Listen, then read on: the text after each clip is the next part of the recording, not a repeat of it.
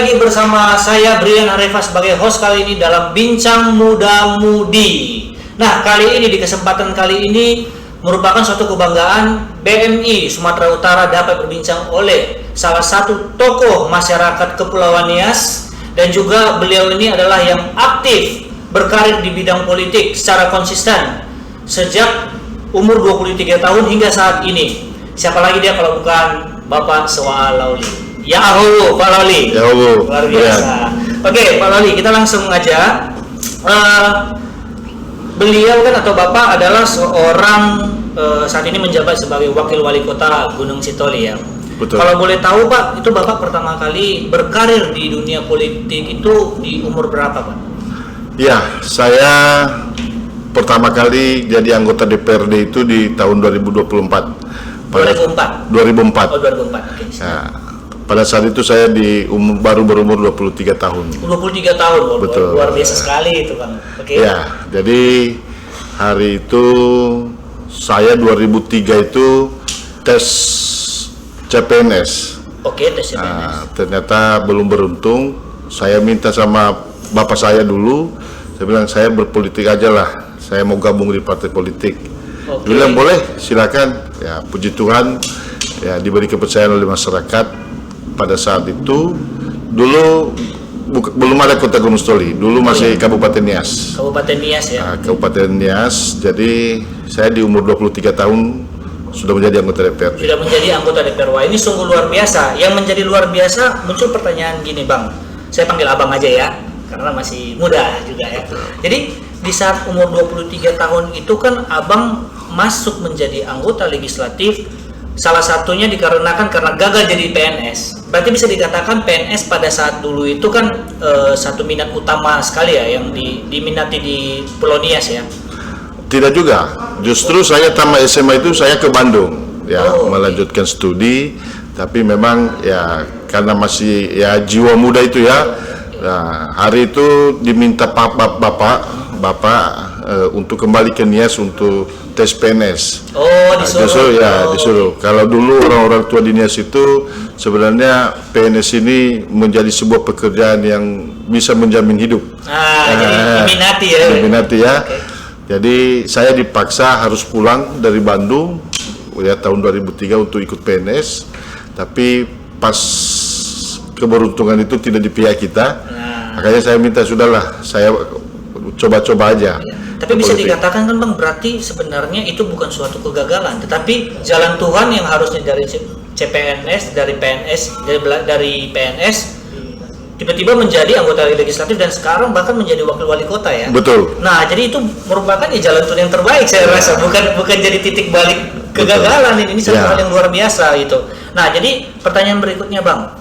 Jadi kan ini Abang kan dari umur 23 tahun, sekarang umur berapa Bang? Saya umur ini jalan 42 ini. Jalan 42 berarti kurang lebih hampir 20 tahun ya. Tahun depan 20 tahun di politik. Tahun depan. Selama 20 tahun berkarir, ini kan jenjang Abang ini kan sebenarnya tidak langsung melompat, tidak langsung turun, tapi pelan-pelan. Pelan-pelan naik one step gitu. Jadi kan Abang sudah mengarungi beberapa perahu ini sebagai orang yang profesional di bidang politik lah kita bilang. Jadi kenapa Abang terakhir kan berlabuh ke PDI Perjuangan khususnya BMI gitu. Nah, kira-kira apa yang menjadi kesan Abang kenapa memilih PDI Perjuangan khususnya Banteng Muda Indonesia? Apalagi kemarin kan Abang baru dilantik menjadi ketua DPC BMI Kota Gunung Sitoli kan. Boleh dijabarkan Bang? Jadi begini Brian, saya puji Tuhan lah diberi kepercayaan oleh masyarakat sampai hari ini, artinya tahun depan itu 20 tahun di politik. Ya. Saya 3 kali maju di DPRD, ya puji Tuhan menang, bahkan di periode 2009-2014 itu saya diberi kepercayaan menjadi ketua DPRD Kota Gunung Sitoli. Oh, luar biasa sekali. Nah, jadi sebenarnya kenapa PDI Perjuangan menjadi pilihan? Sebenarnya saya dari awal, bapak saya juga itu orangnya PDI Perjuangan. Kader PDI Perjuangan. Tetapi kenapa di 2004 itu tidak langsung ke PDI Perjuangan? Ini persoalan kesempatan. Kita tahu di PDI Perjuangan itu disiplin organisasi itu sangat jelas ya. Tidak gampang masuk, ya, tidak gampang masuk. Jadi 2004 itu ketika saat itu diberi kesempatan sebenarnya untuk berkarir di PDI Perjuangan, mungkin pada saat itu kita sudah di situ. Nah, tetapi pada saat kita maju menjadi wakil wali kota di tahun 2015 itu, kita diusung oleh PDI Perjuangan. Maka di pintu itulah saya diberi kesempatan untuk bisa masuk di PDI Perjuangan. Oh, berarti bisa dikatakan PDI Perjuangan ini membuka pintu pas saya diusung menjadi calon wali kota di 2015 yang lalu. Oh, ya. Tetapi kalau dibilang suka, sudah dari dulu kita suka. Bahkan bapak saya itu, orang tua saya itu sudah kader PDI Perjuangan, sudah dukung PDI Perjuangan dari tahun 99. Nah, jadi bukan cerita 2004 saja, tapi ini persoalan kesempatan karena kita harus menghormati semua aturan-aturan yang ada di PDI Perjuangan. Berarti bisa kita simpulkan sebenarnya PDI Perjuangan ini merupakan partai yang benar-benar konsisten lah ya, dan disiplin. Betul. Dan memang sangat susah untuk menjadi kader pada zaman itu ya, apalagi sekarang juga ya. Betul, jadi disiplin partai di PDI Perjuangan itu ya, saya dan mungkin banyak teman-teman sudah tahu lah bagaimana. Tidak gampang mendapat kepercayaan di PDI Perjuangan. Makanya sebenarnya saya sudah bersyukur sekarang ada di tengah-tengah keluarga besar PDI Perjuangan, dan bagaimana saya melihat ke depan bahwa PDI Perjuangan ini harus besar, ya, harus bisa lebih memberikan yang terbaik di Kota Gunung Sitoli atau Pulau Nias. Maka salah satu cara saya untuk membesarkan PDI Perjuangan itu dengan menjadi ketua DPC Banteng Muda Indonesia. Jadi sekarang BMI di Kota Gunung Sitoli itu sudah mulai kita tata, semua kecamatan sudah ada struktur. Bahkan kita lagi persiapan sekarang kegiatan-kegiatan. Kalau bisa ranting-ranting juga akan kita bentuk di seluruh desa kelurahan yang ada di Kota Gunung Sitoli. Itu target kita ke depan. Jadi ya, kita bukan meninggalkan struktur partai, tapi bagaimana kita melebarkan sayap ini sehingga PDI Perjuangan semakin sempurna kemenangannya. Ya, kenapa? Karena struktur kita itu terbatas.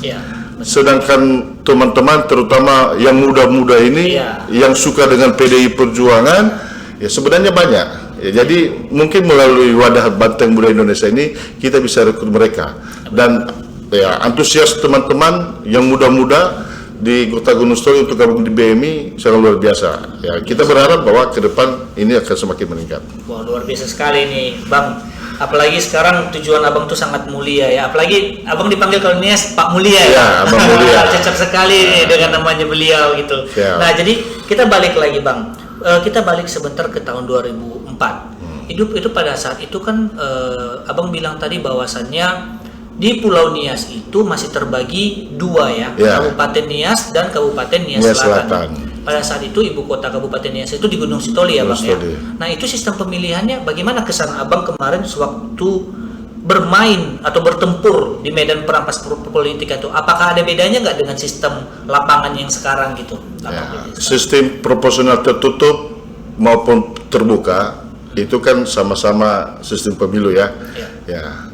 Apakah plus minusnya pasti ada, ya. Tetapi pada saat 2004, pemilu 2009 itu masih proporsional tertutup. Ya. Saya pikir sebenarnya sama-sama ada baiknya, ya, sama-sama ada baiknya. Ya, yang lebih penting bagaimana kita bisa memberi keyakinan kepada masyarakat bahwa kita akan bekerja untuk mereka dan rakyat itu di atas segala-galanya. Bukan DPRD-nya yang bos, tetapi rakyatnya lah bos yang menjadi pimpinan kita, yang kita harus bisa memberi pelayanan kepada mereka. Berarti bisa dikatakan bagaimana meyakinkan ya di proporsional tertutup ini sebenarnya meyakinkan bahwa partai kita dulu ya, itu bekerja untuk masyarakat, bekerja untuk rakyat. Betul. Itu merupakan perjuangan yang lumayan susah juga, karena kan kalau terbuka bisa kita katakan kan individualismenya tinggi, kita sendiri kayak saya langsung. Sedangkan tertutup kan bagaimana meyakinkan partai kan, karena nanti partai yang menentukan siapa yang duduk di situ kan. Oke, balik lagi masalah peta Kepulauan Nias ini kan kemarin kita lihat kan Pulau Nias itu berkembang dari 2 kabupaten menjadi 4 kabupaten 1 kota. Ya. Nah, saat ini ada wacana tentang badan persiapan pembentukan provinsi Kepulauan Nias. Nah, itu kan kemarin kalau nggak salah itu Bang sudah diusung dari 2009 atau 2010. 2010 ya. Nah, itu. Jadi ini kan ada isu lagi nih. Isu mulai lagi dikatakan ini badan perencanaan pembentukan provinsi Kepulauan Nias kalau bisa dinaikkan kembali karena ada isu ini provinsi Indonesia nanti pemerintah akan melakukan pemekaran kepada provinsi, yaitu provinsi Tapanuli dan provinsi Kepulauan Nias. Kira-kira menurut Abang plus minusnya kalau kita Kepulauan Nias menjadi provinsi itu bagaimana sih Bang? Iya, sebenarnya pembentukan provinsi Kepulauan Nias itu sebuah impian ya, impian kita semua.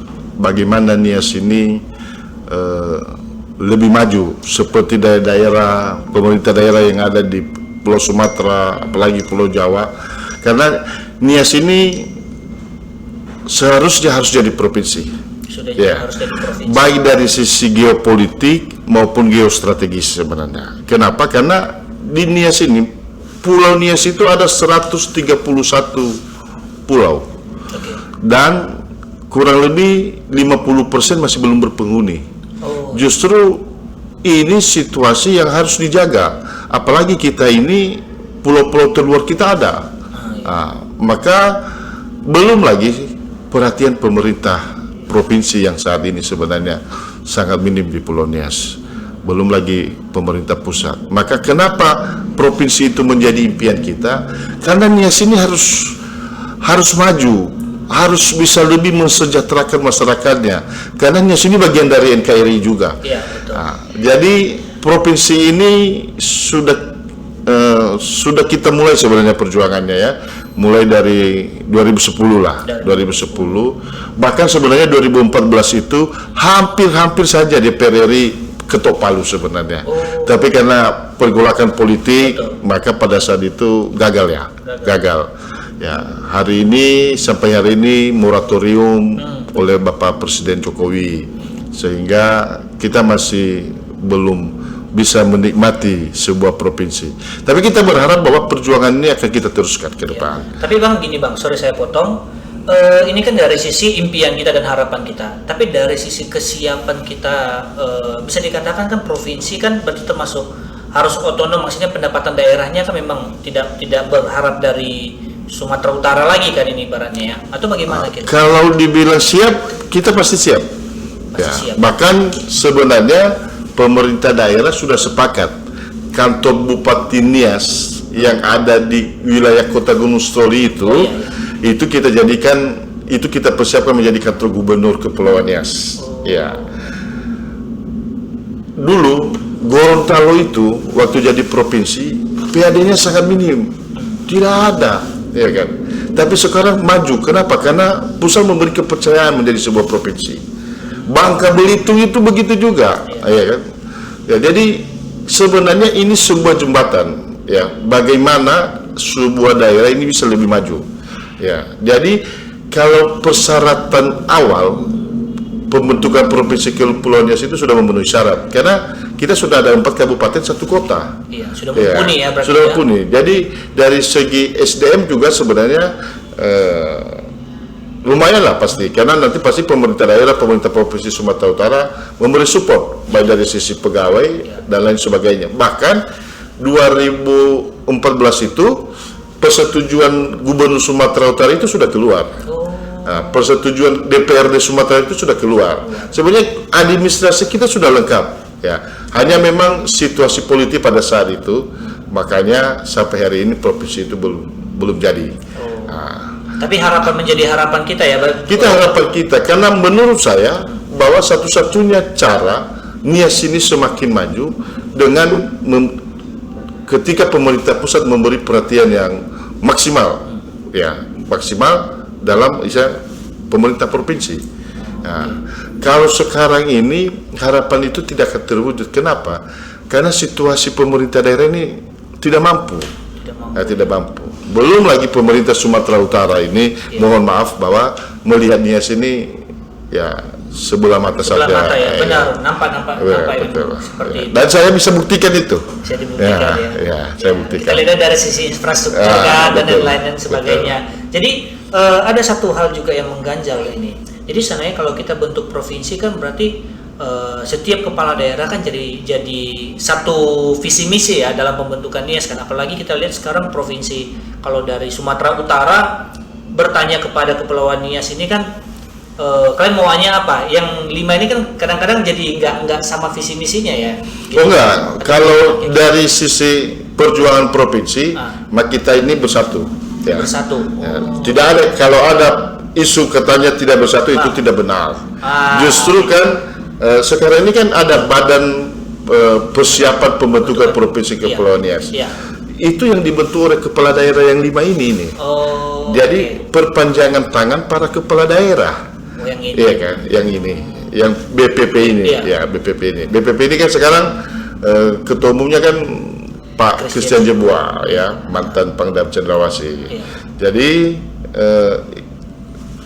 bahkan selalu koordinasi dengan kita para kepala daerah, wakil kepala daerah, karena memang dulu yang membentuk BPP ini kepala daerah, ya para kepala daerah, sehingga perjuangan ini bisa lebih jelas, ya kan, lebih jelas apa yang harus dilakukan dan kepala daerah mensupport. Ya, berarti bisa kita catat sebenarnya isu bahwa kepala daerah ini beda visi misi dalam pembentukan itu salah ya. Salah. Justru mereka semua termasuk Bang Soa juga bersatu bersama kepala daerah lain untuk mendukung pembentukan provinsi Kepulauan Nias ya. Itu tujuan kita, sehingga Nias ini semakin maju. Wah, luar biasa. Oke, kita masuk ke pertanyaan selanjutnya.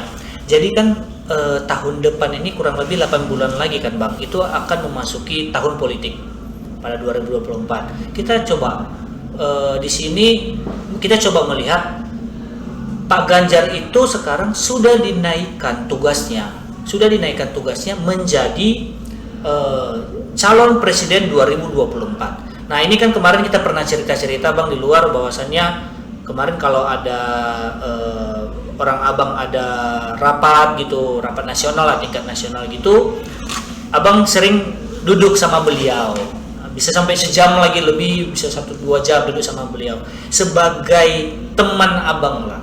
Kira-kira bagaimana sih Pak Ganjar itu dalam keseharian? Ya, kita senang ya Ibu Ketua Umum PDI Perjuangan memberi tugas baru kepada Ganjar menjadi calon presiden. Ganjar ini selain Gubernur Jawa Tengah, ya saya dan teman-teman sesama kader PDI Perjuangan lah. Ya. Jadi sudah sering dari acara-acara pemerintah kita ketemu, acara-acara partai juga kita ketemu. Bahkan waktu di sekolah partai saya sama Pak Ganjar itu dan banyak teman-teman, Pak Bobi juga, kita satu barak itu. Oh, satu barak. Satu barak ya. Dan sebelum juga diumumkan Ibu Ketua Umum ini, akhir tahun yang lalu kan Ganjar ini sudah ke Pulau Nias. Benar, sampai 3 kali ya. Sudah ke Nias, kita diskusi. Waktu juga terakhir ke Medan 2 bulan yang lalu kita juga diskusi. Saya lihat Ganjar ini sosok yang pemimpin yang sangat baik. Ya, sosok yang menurut saya sudah pas melanjutkan apa yang sudah dibuat Pak Jokowi, ya kan, melanjutkan kebaikan katanya, ya, melanjutkan kebaikan. Dia ini sosok yang tegas, ulet, kerja keras, dan bersahabat dengan rakyat, ya, bersahabat dengan rakyat.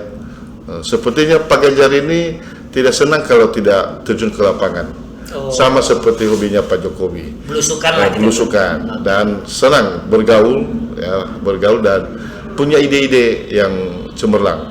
Orangnya pintar Pak Ganjar ini, punya pintar, dan kalau pengalaman berpolitik saya pikir jangan kita tanya lagi, tidak dilakukan lagi. Jadi saya pikir Ganjar cocok lah, the next Presiden Republik Indonesia. Wah, luar biasa sekali. Kira-kira ada kesan nggak sewaktu tiap ngomong sama Pak Ganjar ini, waktu masih ngobrol-ngobrol secara non formal lah, kan pasti ada ngopi-ngopi bareng. Iya, jadi kita sempat juga dibilang kita sharing ya, bagaimana Nias ke depan, ya, bagaimana Nias ke depan. Jadi kita termasuk tadi Provinsi Kepulauan Nias itu dia sangat berespon. Bahkan Pak Ganjar setuju kalau Nias mau maju, salah satu caranya harus jadi provinsi. Oh, Nah, jadi saya berkesan ya, artinya bahwa pikiran saya, pikiran teman-teman di Nias itu menjadi provinsi itu tidak salah. Artinya Pak Ganjar saja memberi respon. Bahkan beliau juga merespon ketika saya memberi informasi bahwa anak-anak muda Nias itu banyak di Semarang. Iya. Nah, banyak yang kerja sambil kuliah. Ya, kuliah, benar. Itu Ribuan. 2-3 ribuan ada di sana. Jadi malah beliau respon ya, kapan saya bisa ke sana, bisa melihat mereka, dan itu sudah terlaksana. Nah, sudah terlaksana. Jadi saya kesan sekali bahwa luar biasa pemimpin Indonesia ini ke depan. Jadi memperhatikan Nias ya, masyarakat dan Nias. tidak pernah membeda-bedakan, siapa saja bisa berteman dengan beliau. Wah, luar biasa sekali. Oke, kita masuk ke pertanyaan terakhir ya Bang ya. Jadi kita tadi sudah membahas tentang Pak Ganjar, baru perjuangan Abang dalam politik, dari anggota DPRD, baru 2 periode sebagai wakil wali kota, dan kita doakan nanti Bang untuk yang terbaik di 2024 ini ya, bagaimanapun hasilnya kita akan berdoa yang terbaik. Boleh nggak Bang, ini kan Banteng Muda Indonesia ini kan, mudanya ini kan identik dengan kepemudaan, anak-anak muda yang mempunyai jiwa politik, maksudnya jiwa patriot yang memang masih semangat gitu. Ada nggak tips Abang sebelum kita tutup pembicaraannya? Ada nggak tips Abang buat para penonton di sini yang ingin belajar atau masuk ke dalam dunia politik? Ya, dari saya pikir berpolitik itu sebuah seni ya. Nah, dan pada saat ini seni kreativitas itu milik anak muda. Kreativitas ya, dekat dengan anak muda. Iya. Okay. Maka saya minta anak-anak muda saat ini, anak-anak muda di Sumatera Utara, lebih khusus di Pulau Nias, jangan takut berpolitik. Jangan takut Ya, berpolitik. karena salah satu untuk bisa mewujudkan cita-cita kita, untuk bisa memberi yang terbaik di tengah-tengah masyarakat, bahkan untuk kehidupan kita juga, maka politik bisa memberi Melalui politik lah ya. melalui politik bisa memberi sebuah keyakinan bahwa kita bisa lakukan apa saja yang terbaik di tengah-tengah masyarakat. Jangan takut, anak muda jangan ragu-ragu berpolitik. Ya, berpolitik tapi berpolitik yang santun. Ya, boleh bersaing, boleh berbeda pendapat, boleh memihak, tapi jangan menyakiti. Luar biasa. Pak, saya ingat Pak Ganjar juga bilang gitu dalam kampanyenya, kita boleh untuk berkampanye atau apa, kita jangan menyakiti hati yang lain. Wah, luar biasa sekali. Baik, tidak terasa sudah hampir 20 menit kita bersama di sini. Jadi terima kasih Pak Soaa, Bang Soaa yang dikenal dengan Bapak Ama Mulia Lauli. Terima kasih buat kedatangannya di Banteng Muda Indonesia. Kita akan ketemu lagi di episode selanjutnya bersama Banteng Muda Indonesia di tema Bincang Muda Mudi. Saya Brian Arifah, sekian. Merdeka!